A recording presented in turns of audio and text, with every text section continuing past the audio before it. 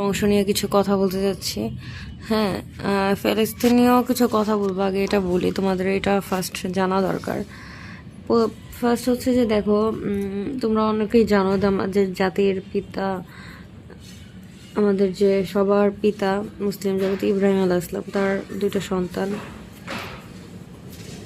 হজরত ইসরাফিল আলাইহিস সালাম আর হজরত ইসমাইল আলাইহিস সালাম। হজরত ইসমাইল আলাইহিস সালাম হচ্ছে আমাদের যে আল্লাহর হাবিব হজরত মোহাম্মদ সাল্লাহ ইসলামের সেখান থেকে জন্মসূত্র।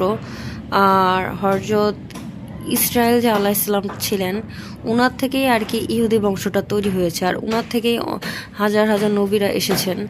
কিন্তু এই ইহুদিরা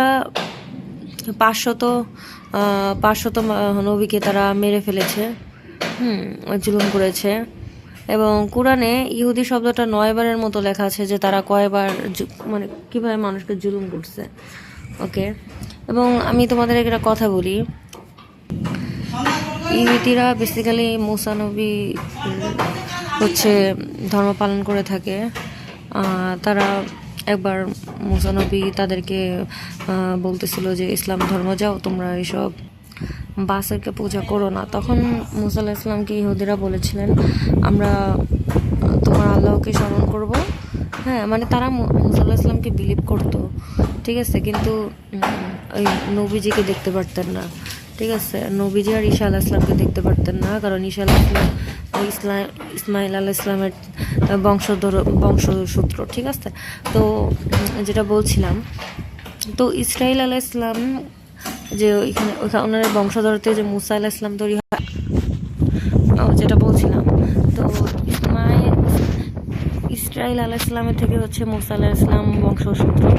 মুসা আলাইহিস সালামকে বলছিল যে আমরা তোমার আল্লাহকে মানতে পারি যদি তুমি আল্লাহর সাথে কথা বলো। তুমি যদি কথা বলতে পারো তাহলে আমি বিলিভ করবো যে আল্লাহ বলতে কেউ আছে। তো ওর কথা মতো 70 জন ইহুদিকে নিয়ে আল্লাহ তাআলা তুর পাহাড়ে গিয়েছিলেন, এবং তুর পাহাড়ে যাওয়ার পর মুসা আলাইহিস সালাম কথাও বলেছেন। কথা বলার পর সেটা তারা সচক্ষে শুনছে, হ্যাঁ, একদম সচক্ষে দেখছে যে কথা বলতেছে এবং শুনছে।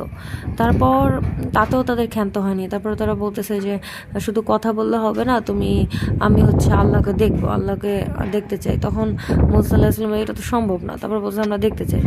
পরে আর কি অনেক তাল বাহানো শুরু করছে। তখন আল্লাহ তাআলা সহ্য করতে পারে নাই, তখন একটা ভূমিকম্প আর্থকুইক দিয়ে হচ্ছে তাদেরকে একদম মেরে ফেলছে। তখন মুসা আলাইহিস সালাম তারপর বলছে যে আপনি তো আমাদের অভিভাবক, আপনি চাইলে তো আগেও মেরে ফেলতে পারতেন বা আমাকেও মারতে পারতেন, এটা তো আমাদেরই বংশধর থেকে আসছে। আপনি নিশ্চয়ই আপনি পরম করুণাময়, আপনি সকল বিচারের মালিক, ঠিক আছে। এগুলো তো আমি তোমাদেরকে বলি সবসময় ভালো চিন্তা করবা। আর বাকি ভিডিও তোমাকে আরো বলবো না কেন ফিলিস্তিনকে ইহুদিরা মেরে ফেলতে চাচ্ছে, ঠিক আছে। আমি একটু শিখ তো, তাই তোমাদের ভালো করে বলতে পারতেছি না। ওকে, থ্যাংক ইউ, আল্লাহ হাফেজ। আর এখানে তুমি হচ্ছে অনেক লার্নিং করতে পারবা। Okay baby.